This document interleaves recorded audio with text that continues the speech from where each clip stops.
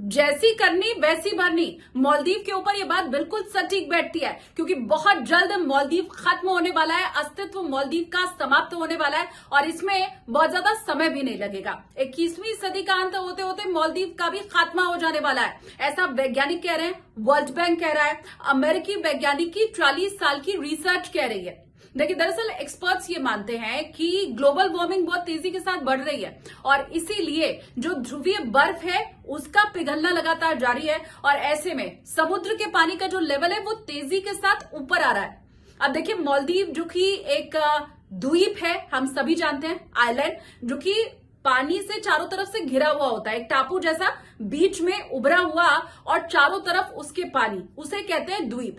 अब समुद्री पानी का जल जिस तरह से लगातार बढ़ता चला जा रहा है तो कुछ द्वीप ऐसे हैं जिनके ऊपर संकट है, जो उसी समुद्री पानी में डूब सकते हैं और उसी में से एक है मालदीव, ऐसा तमाम एक्सपर्ट्स का दावा है। इसी के साथ वर्ल्ड बैंक भी ये कह रहा है कि कैसे जो ग्लेशियर है वो लगातार पिघलते चले जा रहे हैं और समुद्री जो जल है वो बढ़ता जा रहा है। 40 साल तक अमेरिका के एक वैज्ञानिक ने रिसर्च किया है जिनका नाम है बेनो गिटेनबर्ग, वो भी यही बात कह रहे हैं कि समुद्री पानी का बढ़ना और 5 ऐसे द्वीप हैं जिनके ऊपर खतरा मंडराना, मालदीव भी उसी में से एक है। और ये तमाम एक्सपर्ट और रिसर्च मिलकर इशारा इसी ओर कर रहे हैं कि समय मालदीव के पास बहुत ज्यादा बचा है नहीं।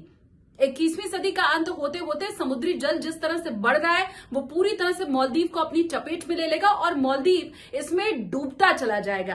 तो उस सौंदर्य के ऊपर मालदीव को जो अपने बहुत घमंड है, मां के मंत्रियों ने जो भारत के ऊपर अभद्र टिप्पणी की, हमारे प्रधानमंत्री के लिए जो कुछ कहा, वो सब जिस सौंदर्य के बल पर वो लोग कह रहे थे वो प्राकृतिक सौंदर्य बहुत जल्द खत्म हो सकता है। वैज्ञानिक कम से कम इसी ओर इशारा भी अभी करते हुए दिखाई दे रहे हैं और ऐसे में मालदीव के लोगों के ऊपर यह बहुत बड़ा संकट है। देखिए, अमेरिकी वैज्ञानिक जिनका हवाला मैंने आपको दिया, उन्होंने तो 40 साल तक रिसर्च किया है और उनकी पूरी रिसर्च इसी ओर इशारा कर रही है कि ना तो ग्लोबल वार्मिंग अभी थम रही है और ना ही समुद्री जल का बढ़ना किसी तरह से रुकने वाला यहां पर है। और ऐसे में मालदीव, उसके साथ साथ 4 और द्वीप जिसके लिए वैज्ञानिक बहुत ज्यादा सशंकित है और ये कह रहे हैं कि इनका खात्मा, इनकी समाप्ति तो बहुत ज्यादा दूर है नहीं और पास है।